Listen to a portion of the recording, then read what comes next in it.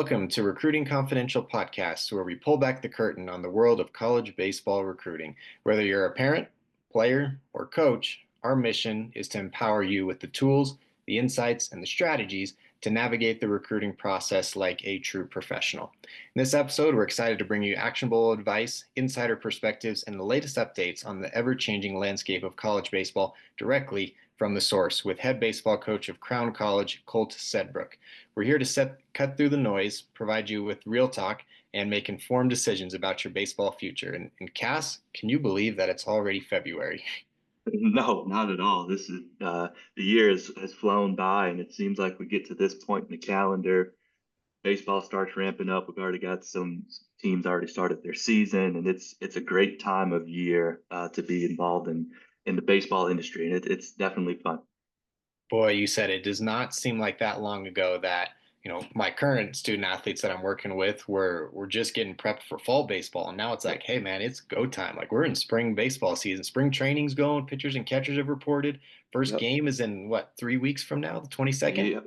That's it. And it's, you go from, the winter break to getting everything prepped and ready for the spring and getting your training in and it's like you blink and it's go time. It's ready to go and show what you've been doing in the off season.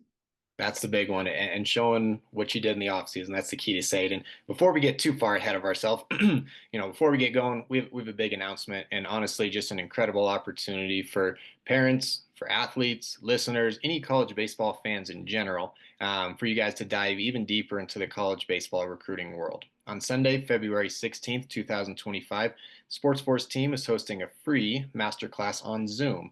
It's going to be Cass, you and I. It's going to be Kyle Skinner, who in this class alone, the 2025 class, has had over 25 players commit already. And Michael McNamara, the four of us are going to be running it. And Michael just finished up playing at Kent State, so should be a pretty good opportunity to go and listen to some really good voices. This session will give you a behind-the-scenes look at our proven processes and detailed discussion about the current state of college baseball recruiting. And you guys, as listeners and viewers, will leave with a ton of valuable information to take on your recruiting journey and take it to the next level. Seats are very limited. We've already had some people register from the pre-announcement last show, which is awesome. So don't wait. Secure your spot today. The link to register for the masterclass is down below in the show notes. And by listening to this, you've got at least a little bit of a head start before it hits mainstream opportunities and mainstream marketing. So get on it right away. Reserve your seat. Cass, anything you want to throw out there about the masterclass that's coming up? I'm super excited about this. I know you are as well. It's something that we've been working on and putting together for quite some time now. And if you're a high school baseball player, parent, you want some insight into the recruiting world as the spring season gets kicked off, there's no better place to find information than what we're going to provide. And you get some insights from not just you and I, like you mentioned, but also from Coach McNamara and Coach Skinner. Would use all of our different backgrounds and knowledge to provide you all with some information and help guide you on the recruiting journey. The best part about it is it's free. You sign up and you get a seat to listen to us for an hour. You also have an opportunity to ask questions. It's going to be interactive, and I'm super excited about it. Something that we hope to continue to do throughout the spring and bring you some more information. But it's going to be a good one. You definitely don't want to miss it. Well, and the fun thing for me, like we've discussed this on the show before, like I'm kind of a big nerd when it comes to this kind of stuff. So there's going to be tons of data that we've collected over the Mhm. last couple of years regarding like some numbers that are regarding with transfer rates, with kind of the filtering process of moving from high school into the college level, and then kind of some other facts and figures about how colleges are profiling at the different levels, are profiling their athletes from Division 1, Division 2, Division 3, NAIA, junior college, but then also kind of what you need to be doing this spring season as we get going and rolling into it. So, going to be a great opportunity. Don't want to miss out on it. Like we said, the link in the show notes down below is where you're going to want to register for that. And like we've said, people have already started to sign up for it, and seats are limited. So make sure you get on that quickly. Now, the first pressing question I have for you, Cass, is I feel like now that we've been in this is now episode 8. We've been doing this for what, 5 months now we've been doing this. A Yeah, little break at Christmas and Thanksgiving. I feel like we need to come up with a name for this question segment. And my suggestion, and I'm open to your suggestion, is we call it the squeeze play, and it's that kind of questioning play like. Do we squeeze? Do we hit and run? Or not squeeze? Do we not hit and run? We would never hit and run with the runner on third. That would be a terrible idea. That'd be the biggest question mark out of all of them. But squeeze play, like, do we lay down a squeeze? Do we try to get a hit? Like, it's that kind of questionable moment in the game decision. But that's my idea for it. Do you have any ideas on what you could call this segment? I like it. I like it. I you know not only is it's obviously a huge decision in a game, but there's a lot of maybe the most exciting play in baseball. And if we're going to translate that into the podcast, I'd like to think that we're the most exciting recruiting podcast out there. So maybe that plays well. I'm in on it. I'm in on All it. right. Well, let's get started with squeeze play then. Love a You squeeze want to play. start with the first squeeze in the first inning, or do you want to squeeze in the ninth and go with the last question? I'm coming out hot. We'll go. Let's squeeze in the top Squeeze of in the the first. first. I love Yeah. it. Get the first run across and go score runs. No doubt. Here we go. So I've gotten a version of this question here recently, some form of fashion. Um, so to sum it up, it's essentially what should we be focused on to help enhance our recruitment, right now and into the spring season, throughout our high school season, to help us recruiting. Obviously, the season starts, you're focused on games, you're focused on helping your team win. But the question that the parents and players have is, what can I do other than going to play well to help the recruitment process right now in the spring? And I'll get it started with an answer, Caleb, and then you can just jump in. But my take on it is, one, you need to go play well. But aside from that, the best thing to do to set yourself up is to completely pour yourself into your high school team. And there's that's coming from my experience as a head coach in high school and wanting guys to be completely bought into what you're doing. But those kind of characteristics can help you so much with college coaches.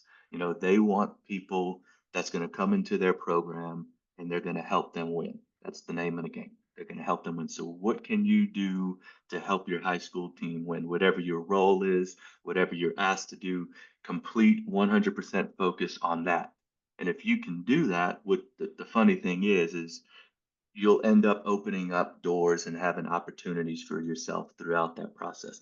Now, you can still reach out to coaches, you can still get film and put video out there. All of that stuff's necessary and that's all well and good. But to have your complete focus on what can you do to help your team win this spring? How can I be a really good teammate? How can I, be someone that our coaches can count on to put in different situations to go help us win? I think that's the biggest thing for kids to do is on the high school side during their high school seasons. That's, you know, coaches want good players. And speaking from college coach, they want good players, but they want good teammates. They want good people, and they want guys that's going to come into their program to add value to their program. How can you do that to add value to your high school season? And also at the end of the day, and I know you can speak on this, Caleb, as former college coach, coaches are going to recruit winners. They're not going to go recruit guys that are on losing teams or make losing plays. They want winners. So go out there for your high school team this season and go be a winner. Go do what you can to help your team win. Boy, you stole my exact talking point. It was going to be right there on the idea of winning. Kind of two examples for you guys to think about. The first one, if we think about historically one of the most successful college programs, I would argue it's Alabama football, especially in the early, in the 2010s. You're talking about a program that never lost, won national championships, and the biggest thing was the depth of their culture and the depth of their winning. They had guys that wouldn't see the field until their junior, senior year, sometimes even their senior year, and their first round draft picks. Sometimes they even had backup guys and secondary guys getting drafted and signing free agent contracts into the National Football League. Like you're talking about a depth of culture and a depth of winning. Coaches, scouts, they want to scout winners. They don't want to go and scout losers because at the end of the day, like, and you know how it is as a former college coach as well. Like our job and the way that we provided for our family and these college coaches, the way they provide for their family, they put food on the table for their wife and children is based off the performance and the wins and losses of 18 to 22-year-old young men. So if you're not a winner, the coaches are if you're not doing everything you can to help your team win, whether it's a hit by pitch, laying down a squeeze play and getting the Yep. bunt, getting the dang bunt down, Mhm. making a routine play, ground ball, whatever it is, like any way you can help your team win. The other point I wanted to make was, you know, you've been on the recruiting trail before and you've seen the highest of highs where you're like, dang, like this is a fun game to watch. Like I remember Mhm. going and watching some of the junior college showcase where I was like, holy cow, like it feels like you're watching professional baseball. And then we go to some other like junior college games or like high school games and you're like, oh man, like I've still got 6 more innings of this. Like, oh man, I do not want to be here. It's bad baseball. Like, it's just there's no one really wants to win. They're just having a snowball fight around the infield. Like, this is just not fun. Like, if you want college coaches to stay, go out there and win and Mhm. have and bring your teammates along too. Like, if just because you're driven to win, but if you're not driving your teammate to win and telling him like, hey, we need to be better. Like, this has got to be sharper. It's gonna be really hard for you guys to get on the map as well. Yep, no doubt. And on that same point, go out there and play with enthusiasm and some energy. Don't forget, this is a game. You're playing a game. It's fun. It's supposed to be fun. And go out there and compete. Enjoy the competition. Have fun competing, but bring joy, to your teammates. And that, energy, whether it's positive or negative, is contagious. And it's palpable and it's visible, and you can see it when you watch games and go infect your teammates in the game with a little jolt of some positive energy. And it's amazing what, not only that can do for your team, but what it could do for you, especially this is especially true when you're struggling. Instead of going out there and worried about your two previous at bats in which you struggled and didn't, accomplish what you set out to do, and now all of a sudden you miss a ground ball on a routine play. The ability to move on, which like, again, it's a skill and it's not easy, but the ability to move on from bad plays and from good plays and make the next one, it's extremely important. And I know a few episodes ago we had Coach Latham on from Stetson, and he brought up the point of going to recruit. I think it was a junior college pitcher, and seeing him struggle and how he handled that adversity and was able to bounce back. That's huge. When colleges come and watch you play, they yes, they want to see you do well. They want to see all that, but they also want to see how you handle adversity. Mhm. And it's not going out there and being mad and throwing your helmet, kicking the dirt and pouting. That's not going to be it. Do you have the ability to handle that adversity, move on from it, and go make the next play? And don't let one bad thing affect the next. Well, you brought up kind of a good point there, and I kind of want to tangent off of it if it's okay. Go. But you talk about like, the positive energy, the infectious energy.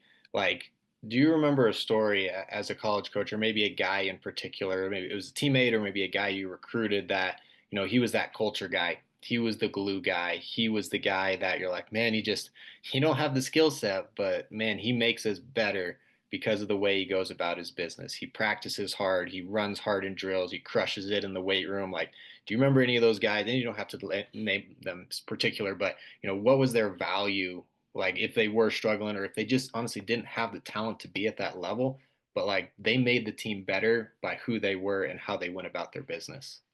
There's no doubt. And as soon as you said that, two guys came to mind. One that I played with in college, and another that I coached in high school. And going to my teammate in college, he he was a pitcher. He wasn't going to throw many innings.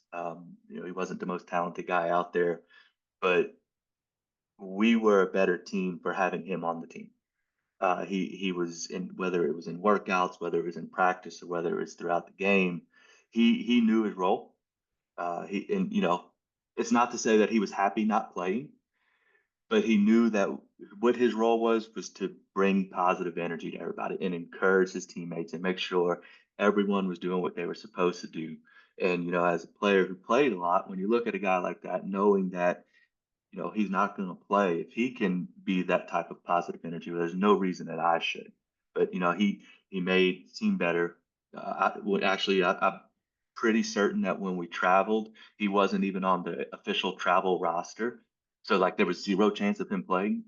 But if he Hard to get didn't on the field when you don't right, get like to no park. doubt. But if he didn't travel with us, like it just wasn't, we weren't the same guy. So he'd come with us. And then another one, a kid that I coached. in high school. Um, his coaching both his junior and senior year, a super kid, great kid. Um, his job his junior year was to do the game changer for us in the dugout. That was his job. I think he might have thrown 2 innings. Um, he was voted the teammate of the year that year. He threw 2 innings, and it seemed silly, and it almost seemed like a joke. His nickname was Game Changer, but he was completely bought into that role. He brought tremendous value to our program by doing that, and he truly just fully threw himself into that role and was great for the team. As a senior, he ended up throwing a lot of meaningful innings for us because one, he was bought into what we were doing, but he was also ready. Like he was ready to take on that role. And had he not done what he did his junior year, I don't know that he does and has the success that he would have had um, the following year. Yeah, man, you said it, and that I mean that last point about being the game changer, like that leads us right into another question that I got on Twitter, and it said, how do I go about my business when I'm not the starting guy this season?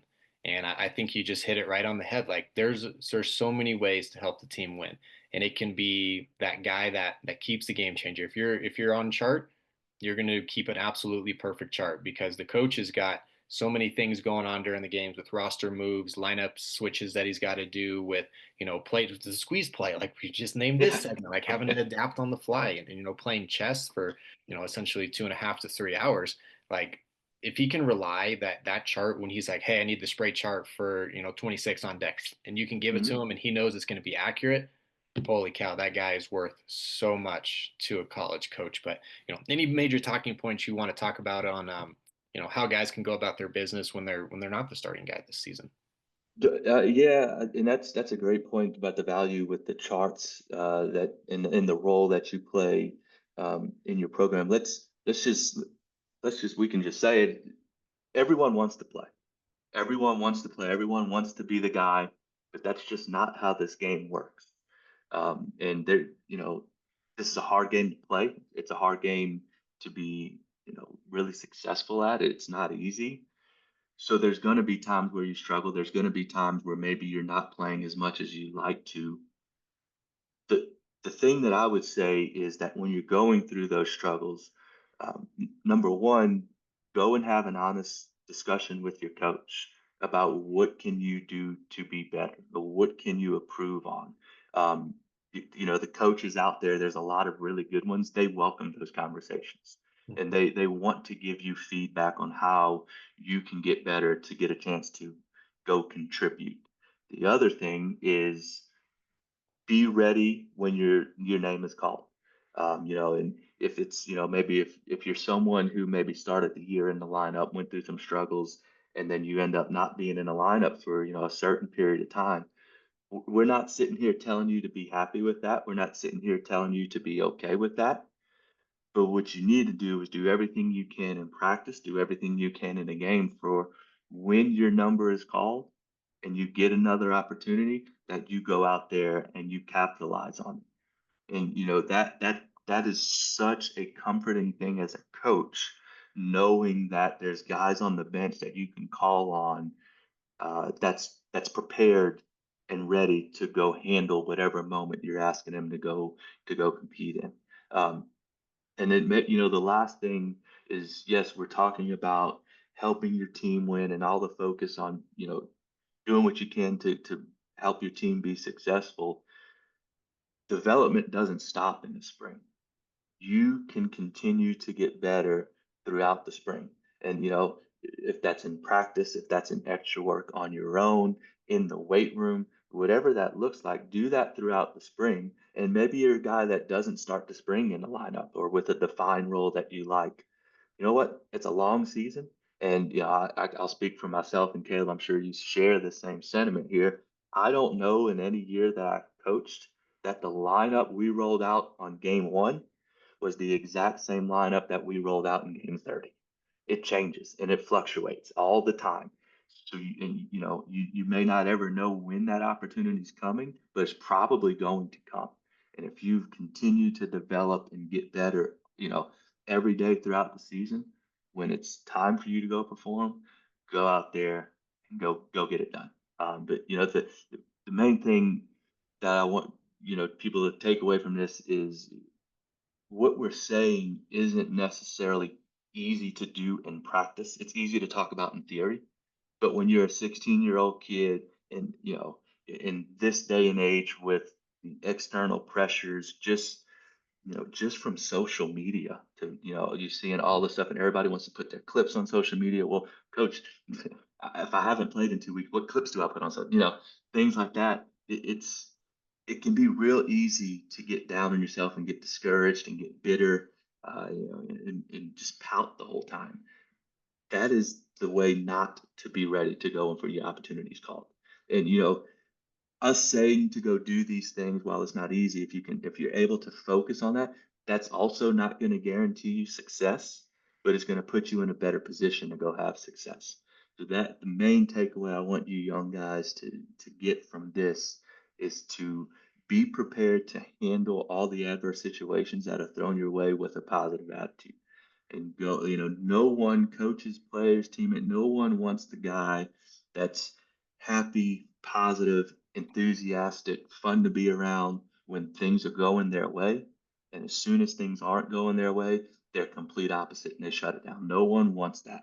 And we're talking about that in a baseball world. The same thing applies when you graduate and you go move on and have a family and you go work and you're in a business and with a company.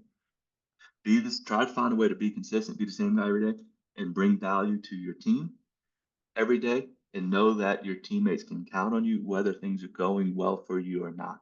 And in my experiences, the guys that are able to do that in the long run end up having success. Boy, you hit it right on the head, and it actually pairs perfectly off of the sermon I was listening to this weekend, and the pastor called it "winning in the middle." And he talked about this idea of how God gives you this vision, and you're like, "Man, this is so sweet! It's so enthusiastic! I'm so excited to go accomplish this thing." And then when you get there, you're like, "Holy cow! This is so great! This was so worth all the work." But then that valley in the middle, living in Hmm. the middle, is where the most people give up on their dreams. It's where most people lose faith. It's where most people lose hope. And it's where most people are just crushed by the weight of it. If you can make it through the middle, you're going to get to that other side. So let's say like you have this dream, you're like, man, I'm ready to play, college baseball, but first I got to be the starting guy on my high school team. Oh, I'm Hmm. not the starter on day one. Well, now I'm in this valley of I got to work, I've got to develop, I've got to grow to go and get to this starting role. Okay, great. I get to this starting role. Well, guess what? Well, now that second dream becomes a reality of like, okay, now I'm the starting guy. Now I got to get to college. Boom. Now I'm right back in the middle again. And I've got to win Yep. those middle moments. I've got to win in the valley every single day. And like you hit it on the head right at the end, that's not just for baseball and high school baseball to college baseball to professional baseball. That's true for life as well. You get these visions and dreams of getting married, having a family, and then it gets really hard. Circumstances change, and then you get to a really, really good point, and then you have another chance to continue to grow after that. And it's hard, but in that middle, in the valley, you just got to keep going. Like you said, got to keep working, Yep. got to keep Yep. No leaning doubt. on your teammates, leaning on your friends, leaning on your parents, and just continue to work and continue to get better. Yeah, that you're absolutely right. And we all have this vision of what success looks like, and it's not linear. It's not a straight line. It's messy. It's there's going to be times where you feel like you're getting ahead of the game. There's going to be times when you're feeling like you're behind in the game. And I think right now at this point in the calendar is a good time to bring this up. Everyone, with season right around the corner, everyone's excited. Everyone's fired up. Because no one's looked at the lineup card and not seen their name. No one's struck out, with guys in scoring position. No one's given up home runs. No one's been pulled out of the game yet. The energy, the enthusiasm that you have right now, if you are able to keep that all year long, it's going to be so beneficial to you. And on on the coach side going to recruit, you can see that you Mm-hmm. can see those guys and like we're not sitting here saying go run around like a madman hooting and hollering like that's the fake energy stuff. Just go Mm-hmm. play hard and go do your job and have fun doing it. Boy, you said it. Like I love that MO. This is the last thing I'll say because otherwise I'll get caught talking. It gets me fired up talking about Yeah, this kind of stuff. yeah. But I love that commercial, the let the kids play commercial for Major League Baseball. Like, just Hmm. go out there and have fun. Like you said earlier, man, it's a game. Like, and in high school, like you only get four opportunities to go and try to win a state championship, and then after that, you will never get a chance to win a state championship as a player again. Which means that every year, in theory, you've got only a 25% chance to win a title your high Hmm. school career if you're just breaking it down 1 out of 4 years. Those aren't great odds. So you've got to be chasing after this every single day, high energy, ready to go, and just go have a blast doing it. Yep, no doubt. This I heard someone say this the other day, or maybe I saw it on Twitter, but um, they don't say work ball, they say play ball. So go enjoy. I thought that was great. But go out there and have some. You know what? And I don't if we have coaches out there listening, and I'm probably kind of speaking to myself a little bit here. The same goes for us too. I mean, Mm-hmm. go. It's fun. It's supposed to be fun. Now we're gonna go compete, and we're gonna Mm-hmm. go try to win, and we're not gonna be happy when we lose. But go out there and have some joy doing what you do. Boy, you said it. And we're getting ready to hear from just an awesome mind who's really, in his first year, he comes out of high school baseball and puts Crown College, a team that hadn't done a ton before he got there, and takes him in, wins the conference, takes him into a regional in his first year. And Coach Sedbrook's going to give us a ton of just awesome advice on how he did it and what he's looking for in the next generation of pullers and how he develops people as well as developing athletes. So, Coach Sedbrook, we are fired up to have you on board. Well, ladies and gentlemen, we're about to welcome Coach Colt Sedbrook to the podcast today. Coach Sedbrook is in his second full year as a head coach at Crown College. In his first season, he guided the Polars to a UMAC tournament conference championship title and an NCAA regional appearance. Before taking the reins at Crown, Coach Sedbrook completed his graduate assistant role in men's ministry at Colorado Christian University. Prior to his time at Colorado Christian, he was an assistant coach at Colorado School of Mines from 2018 through 2019. Most recently founded Rocky Mountain Corridor Collective, a baseball student athlete training and development program. Sedbrook brings a wealth of playing experience as he played baseball at the University of Arizona from 2006 to 2008 as team captain. Sedbrook's playing career didn't stop there as he was drafted by the Chicago Cubs in 2007 and went on to play for the St. Louis Cardinals from 2008 through 2012 after being drafted 3 times throughout his career. Following his professional career, Coach Sedbrook was named the head baseball coach at Boulder High School in Boulder, Colorado from 2013 through 2016. During that time, he was the director of recruitment and retention and digital media for Game Day Baseball. Coach Sedbrook is a native of Broomfield, Colorado. He completed a history degree at the University of Colorado Boulder in 2016 and attained a master's in organizational leadership in 2022 from Colorado Christian University. Ladies and gentlemen, please welcome to the show Coach Colt Sedbrook. Awesome. Glad to be here. Thanks, Caleb. Absolutely. Thanks so much for joining us, Coach, and great resume, and really excited to hear about what you're doing going forward on the recruiting side and the player development side, the personal development side, academic, all of it. And just appreciate your time and willingness to come on board with us. Absolutely. Appreciate that. That was a good introduction. I appreciate that. Of a lot of baseball accolades, but the most thing I would say I'm pretty proud about is the education that I was able to receive from, when you leave college and go play pro ball, you go to have to go back and finish your degree. So it's always good to finish that up and try to be a pivotal member of society by utilizing that education and your experience along the way. Absolutely. You said it. And kind of when you're building that out for the guys that you're recruiting and Yeah. trying to teach them those same similar lessons and those same similar ideals and morals, what kind of things are you looking for in like a personal characteristic, personal traits that make up a puller, but also the athletic side as well to make them a sought after recruit for you? Yeah, great. I would say the number one foundational kind of thing that we really talk about is we really want to find guys that want to grow deeper in their relationship with Christ. And I think that's the kind of the volume of, we have guys at both ends of the spectrum. We have guys that have, been a part of the church or their local church. But we also have guys that have never gone to church before, but they're interested. They're saying, hey, what is Jesus about? What does the word of God mean? And they want to kind of learn a little bit more to what does a relationship mean? We don't necessarily look at it as a religion. We look at it as a relationship. So being able to have our influence from the word of God, but also the body of Christ, right? Other believers that can hold us accountable. So I think that's a huge staple that we really have, is that's the number one thing we look for.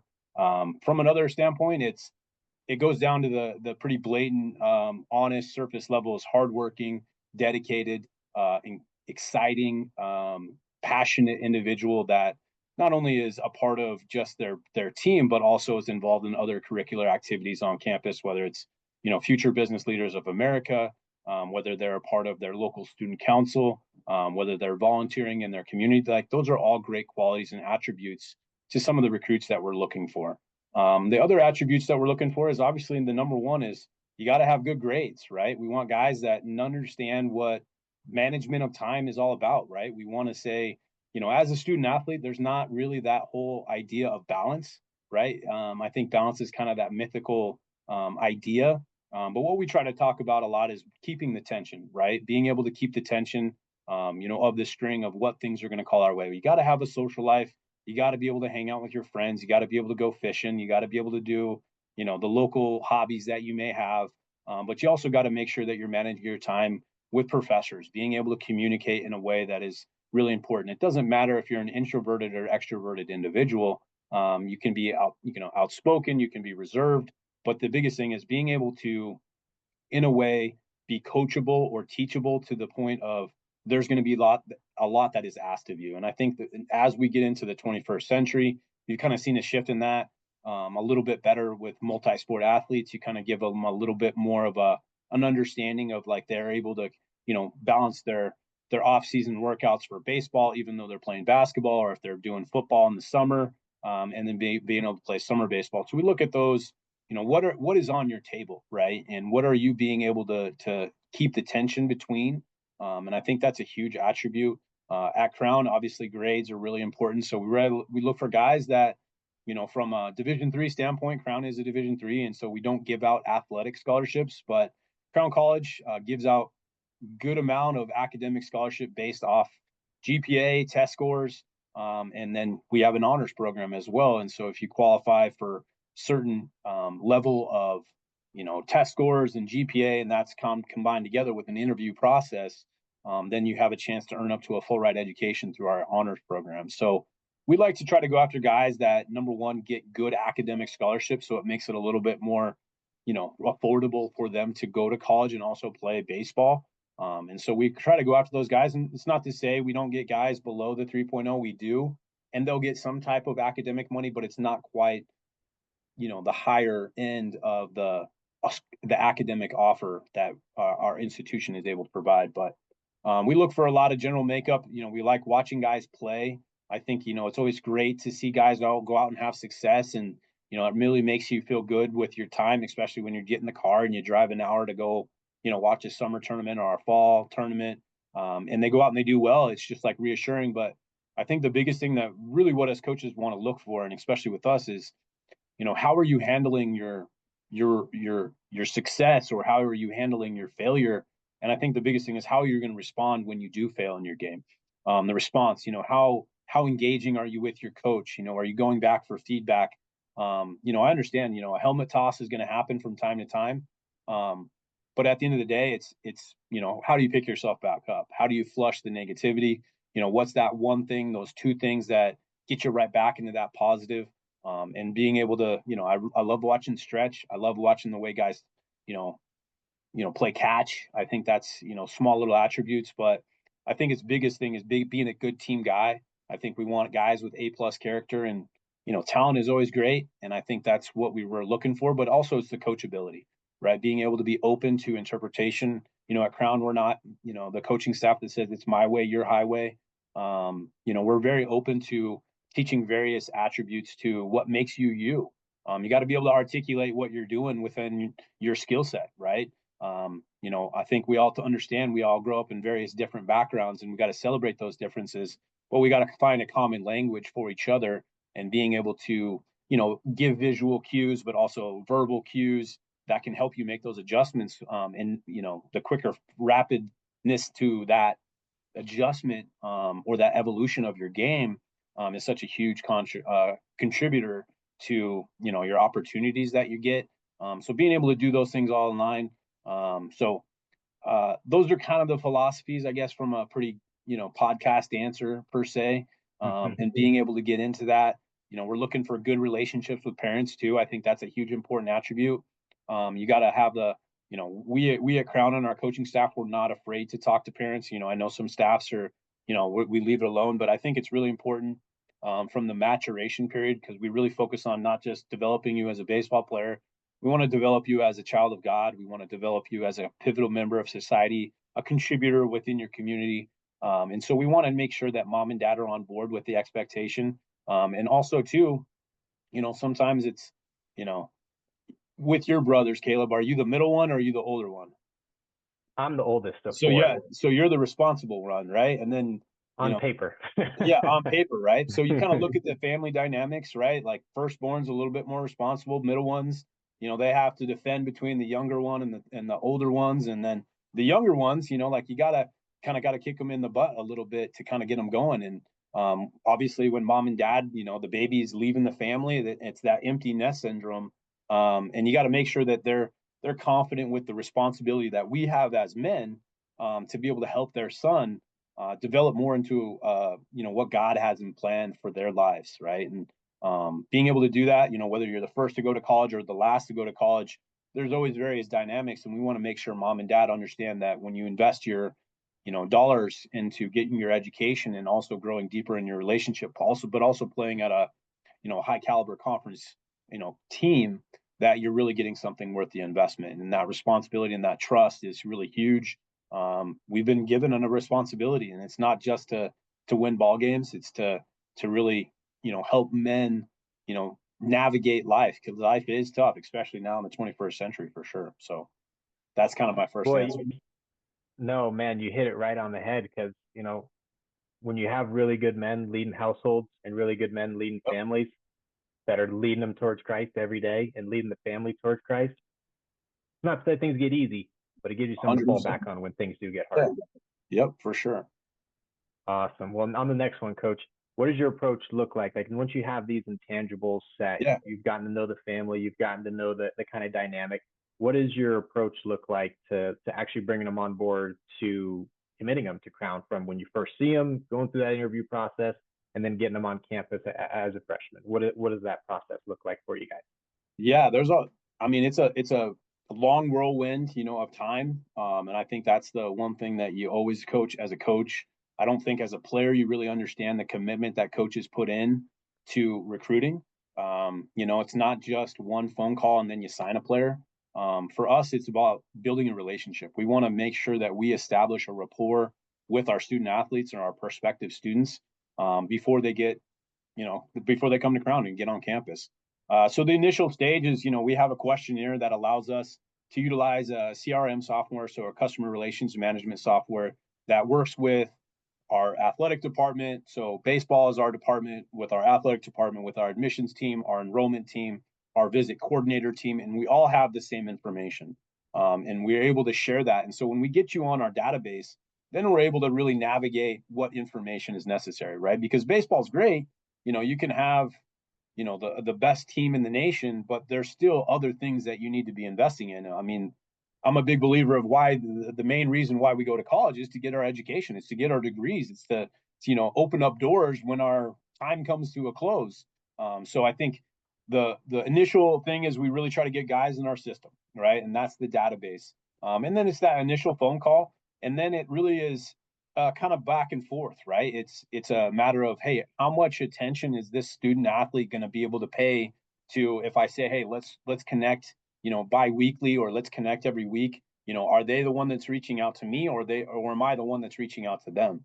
So a lot of it kind of comes down to it. I love the emails from guys that, hey, Coach Sedbrook, I know your season just started, but this is what I'm doing with my upcoming season, or this is what we did in our scrimmages. I think those are fruitful things, and it really allows me to track the time, because during the season, we're spending maybe an hour and a half, 2 hours on recruiting, trying to align, phone calls, as a guy who's married and has 2 children, that's priority number one as far as my life, being able to make sure that I'm still pursuing my wife daily, but also still being an influential father and being present with my children who are under the age of 4. So I want to try to make sure that I'm strategic with my communication with our recruits. And so a lot of it comes down to being able to have that established. But then we also have, visits, right? We're real big into visits. We like to do one-on-one visits. As the head coach, I want to be there. I don't have my staff just run them. We don't do that. But when you come on campus, depending on what degree you're going to go for, we have guys that are, exercise science, sports management, business accounting and finance, marketing and management. We have criminal justice. We have psychology. We have education. We also have, theological studies.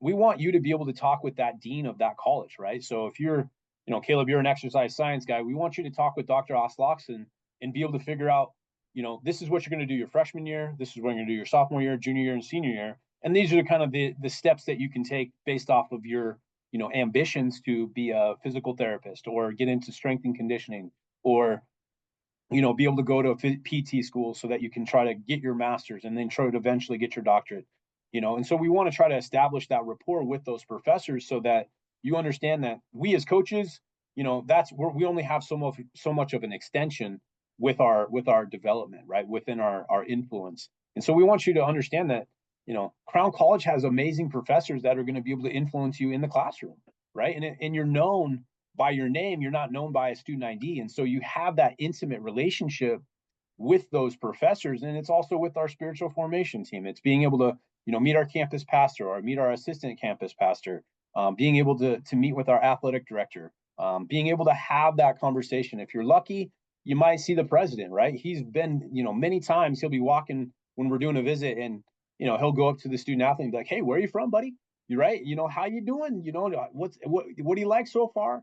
Right. And so he's very engaged within our, recruitment of our student athletes. And so we get them on campus and then, we're very respectful, and I don't know if this could be, a double-edged sword, but, when I was in the recruiting process, I had, many coaches along the way say, hey, if you don't have a commitment by February 1st, we're going to take that offer off the table. And so for us, we really want our prospective students to pray for, where the Lord is calling them to go, right? What is the best fit? Higher education is expensive. I mean, I'm still paying back student loans, to this day.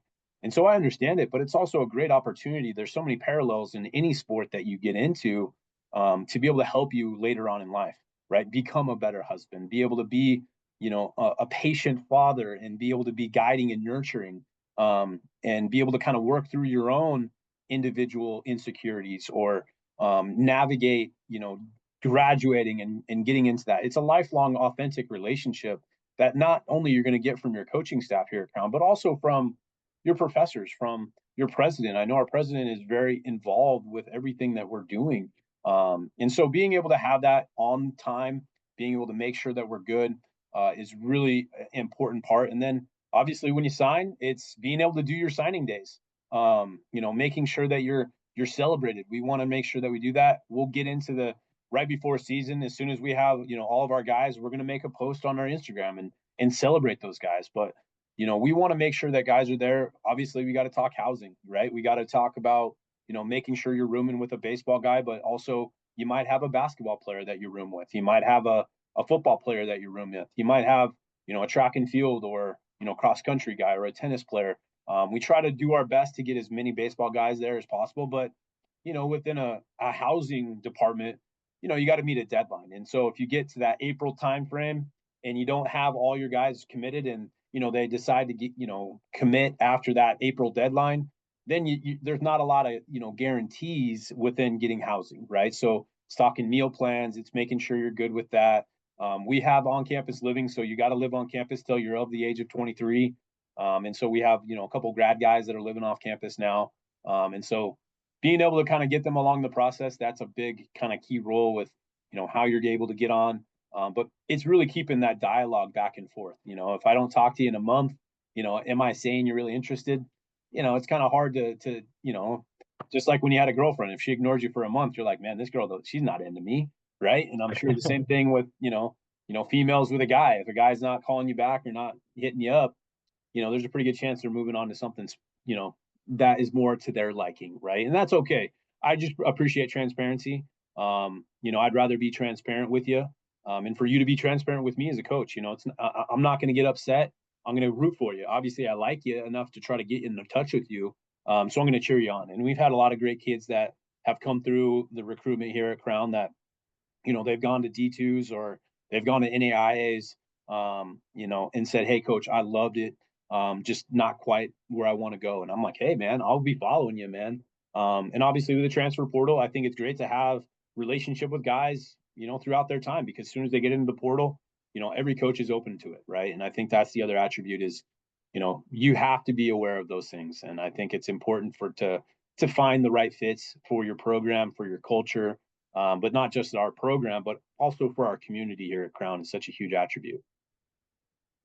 Man, you hit it right on the head with just, well, first of all, having a community that's so behind your student athletes is just huge because, I've coached in college, had a lot of really good presidents that I loved working for. They were part of our recruiting visits, so that is just tremendous for you guys.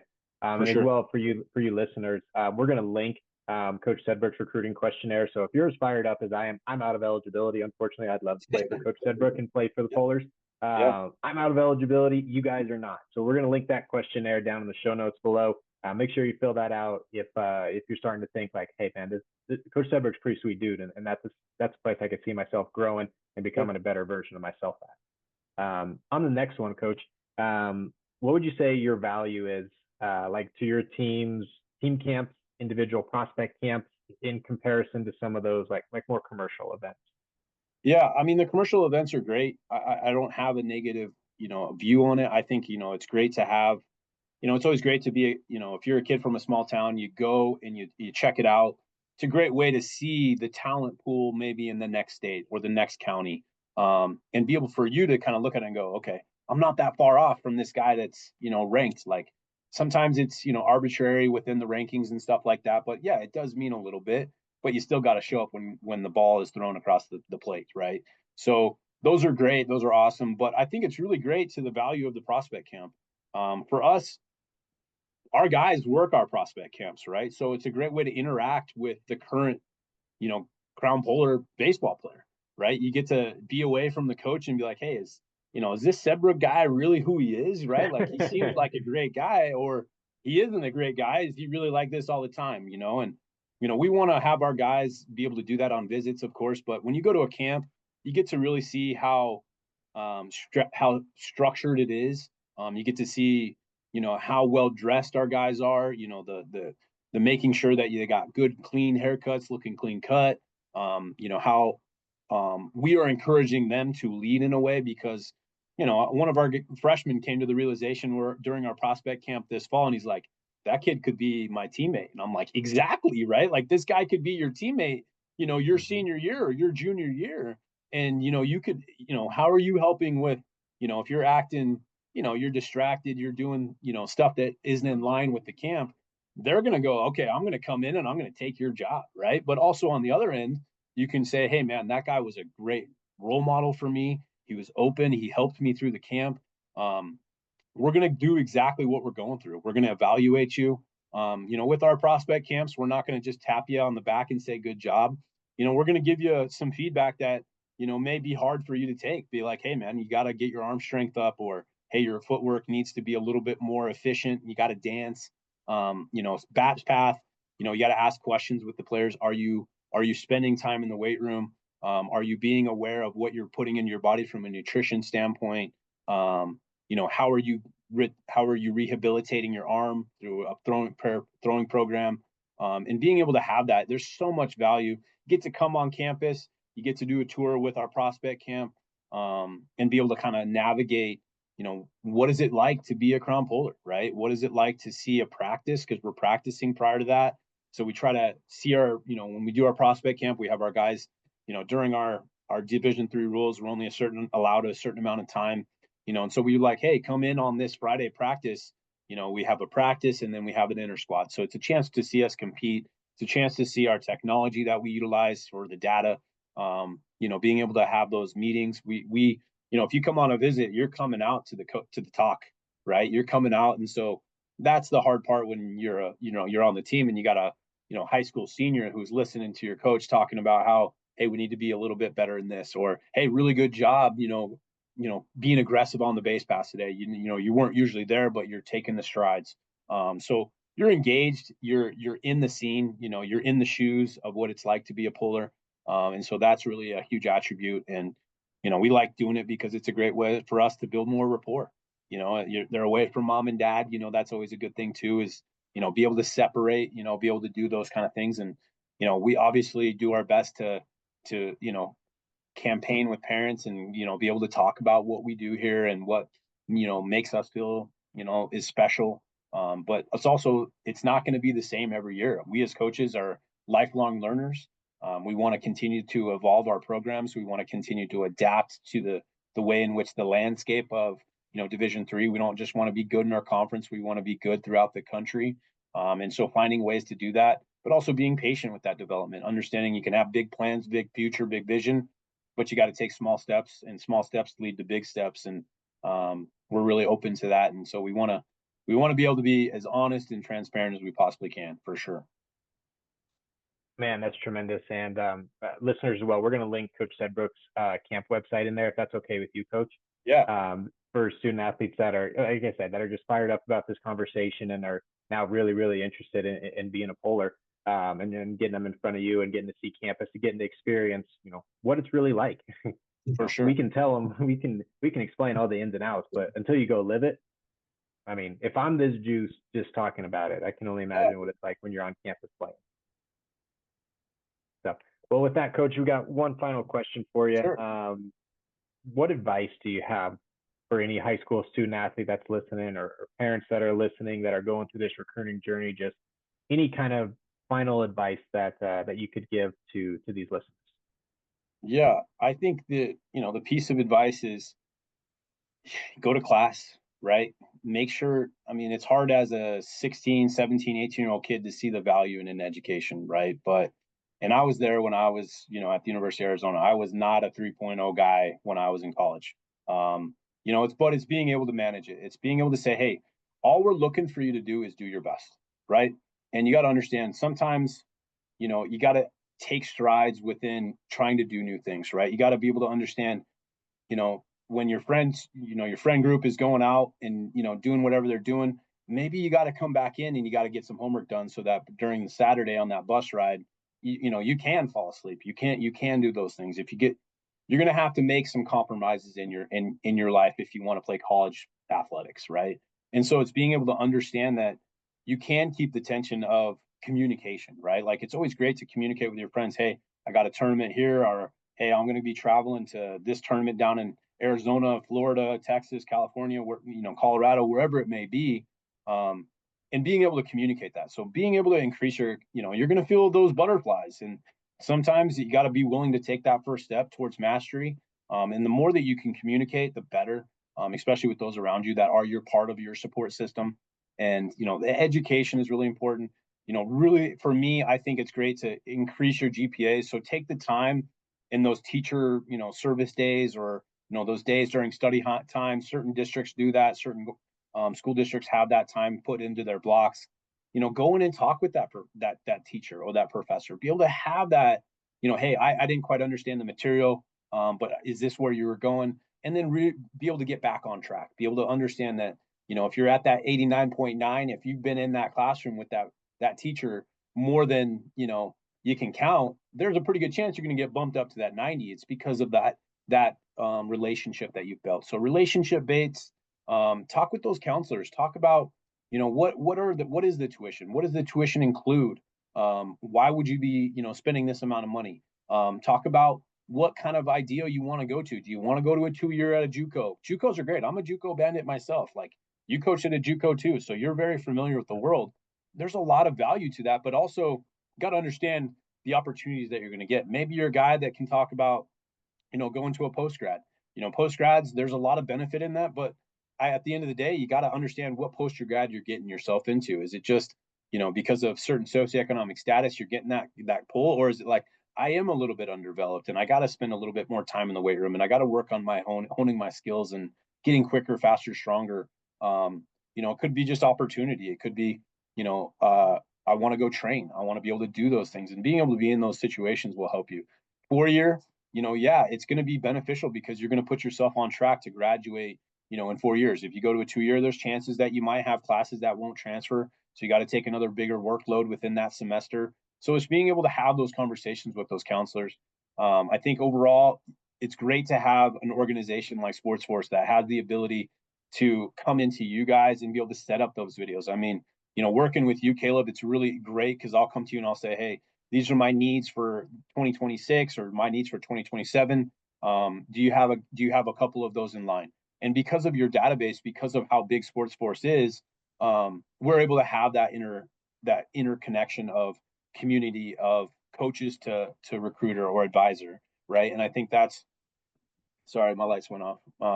But to be able to have that navigating tool for you, I think you have a wealth of knowledge and be able to help guide parents, right? Be able to say, yeah, we want to leverage a certain scholarship offer versus another one. And I get it. Like, I was a highly recruited guy, so I understand. I did it.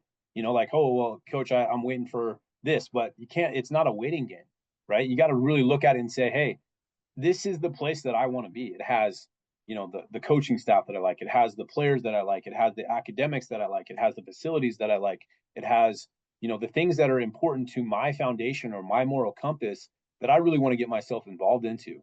So being able to navigate, like, what are your top 3 priorities within your college decision? I ask that question a lot. And, there's a lot of guys that, may not have the ability to articulate that vision, at that age. So it's being able to have that constant, collaborative conversation back and forth with someone that's going to advise you. Pay attention to what your high school coaches are doing, or your academy coaches, or your travel ball coaches. They're going to try to get the best for you. And so it's always great to have someone, but it's also great to, go out and reach out to that coach via email or sign up that recruiting questionnaire. There's a lot of questionnaires or recruiting forms that you can fill out. But then, on the website, call the coach, call him. He's going to get the voicemail and he's going to find a way to get in touch with you. But you got to have footage. I love the ability to recruit kids from, we have, 14 different states represented on our college, in our college program. We have, one international player. We had an international player last year from Australia. We're recruiting kids from Australia now. So, like, we as coaches, like, that we deal with the time difference. Even if you're from Hawaii and you want to come to Minnesota, like, we deal with those time differences and we play within our recruiting. But it's also being able to understand, if you don't quite have the funds to come on a visit, we do virtual visits. So it's being able to, communicate, and there's no right answer, right? Like, just be who you are, right? I think that's the biggest thing that I really like, is guys that are just confident in who they are as, 18-year-old kids, right? Being able to say, hey, this is what I'm good at, or this is what I need to improve. It's always great to be in touch with your strengths, but it's also really a valuable trait to be understanding of, like, hey, I need to get my 60 time down to a 6.9, right? I'd like to get under that 7. I want to try to get faster with, my stealing of bags, right? Like, I want to, have good attempts. Like, it's great to have the exit velocity, exit, launch angle. Like, those are great. But I think, the metrics that we're looking for, as pitchers, velo is good, but, you can't, like, the Lord knows how you're going to develop, but you got to do your part too by putting yourself into a system that is going to develop you. And there's a lot of, evidence that we can bring into the table as far as, hey, when this guy came in his freshman year, he was throwing 78 to 79, but he was in the weight room every week, 4 days a week. He started to eliminate soda. He eliminated all the energy drinks, and he started eating better. He started getting quality sleep, and he started journaling. So his mental was a little bit better. And now he's up to 93, 94, right? And so, like, there's a lot of those building grounds. And obviously, when you get guys that develop that well, then there's the transfer portal. So how do you keep them, right? And so the one thing that I'm really excited about from our coaching staff is our retention is is above 90%, right? And so I think that's huge when you talk about just the structure of college, right? Like, and I can't speak for any other athletic program here at Crown, but being able to retain 90% of your roster is such a valuable, attribute, right? You got guys that graduate, right? You got guys that, maybe want to go back closer to home, family stuff, could be injury. But, being able to stick in part of it, like, we'll find you an opportunity to be able to be here at Crown. So to help guide you, grades number one, right? Be a part of a community that you respect. Go, try not to get advice from every single individual that has a pulse. try to get some advice from a reliable source, right? A reliable source that is, continually reaching out to college coaches that are continually understanding what it takes to get into that, that conversation with those coaches. But it's also being able to, you got to be able to understand, you may not have the maturation process quite there, but you're building up your resiliency. You're building up that, hey, I got to take a step, right? I may have sounded silly on that first phone call, but give it that second phone call, that third phone call, that fourth phone call. And then you can really open up and talk about, really what who you are as a person, right? Like, we always ask questions about mom and dad and, hobbies and academics, and then we ask, what does a typical day in the life of a polar look like? Yeah, like we answer that, but we really want to make sure that we know what attributes that you're going to bring into this program, that before we offer you, we want to make sure that you're on top of that, right? You're ready to roll. And, we have guys that we're still waiting for. We have around 10 commits right now for our 2025 class.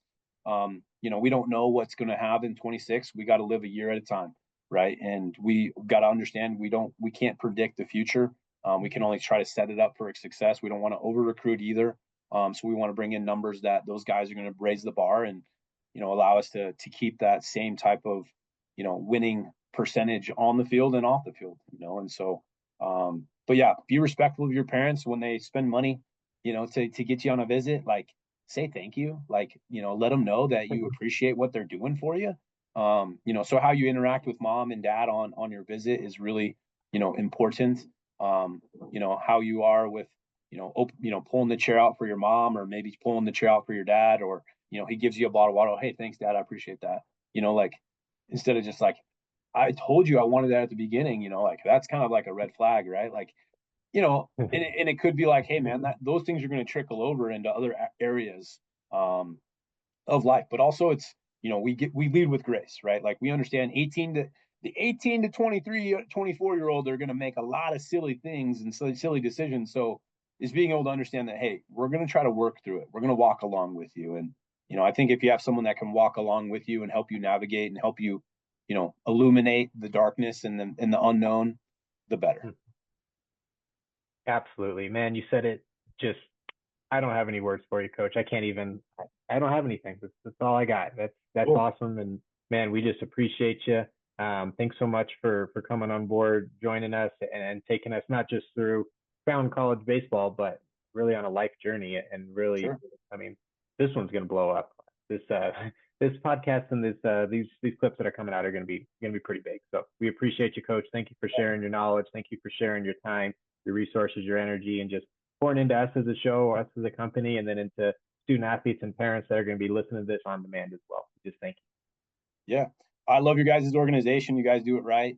I absolutely love being able to work with, you as an advisor, other advisors, and the more that you work with them, the better you get to know not just their job, right? You get to know them, how their life is, how their children are, how they're, are they keeping the tension between work and family life? Are they getting to have that rest and relaxation? So, just nothing but appreciation and gratitude for you, your family. Obviously, your dad was such an influence on me, and obviously seeing you have success, as a college coach, and your brother, even with the little gummies, at Oral Roberts, being able to be in his career. So the Cox family is very respected from me, and just to really appreciate you allowing us to talk about Crown and what we're trying to get ourselves into in the next couple of years.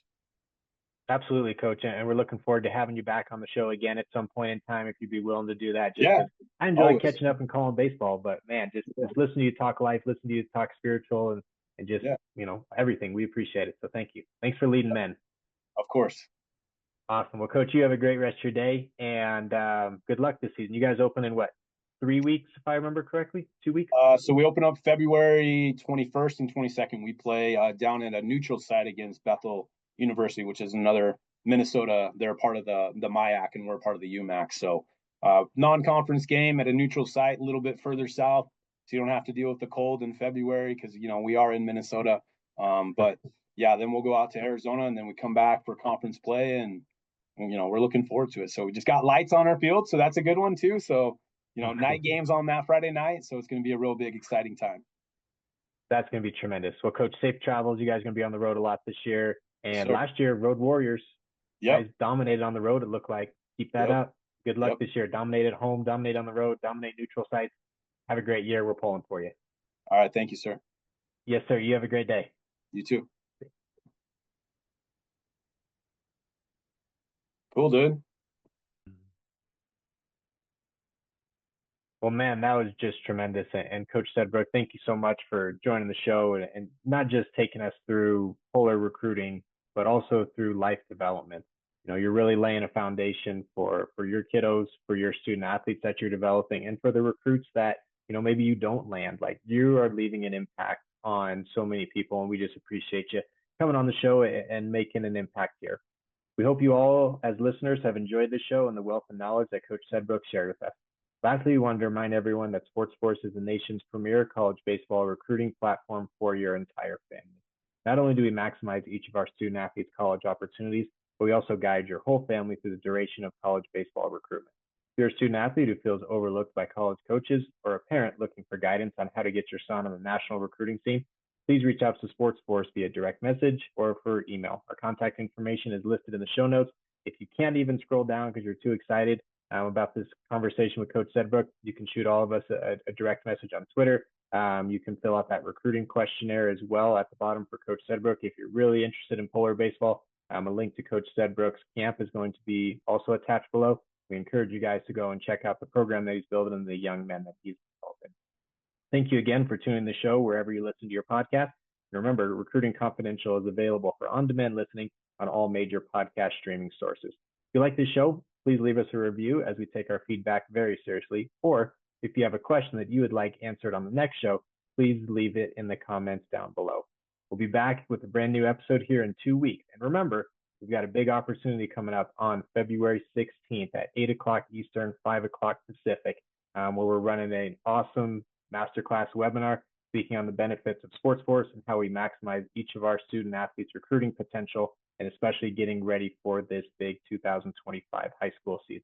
Hope you guys enjoyed the show and hope you guys have a great day.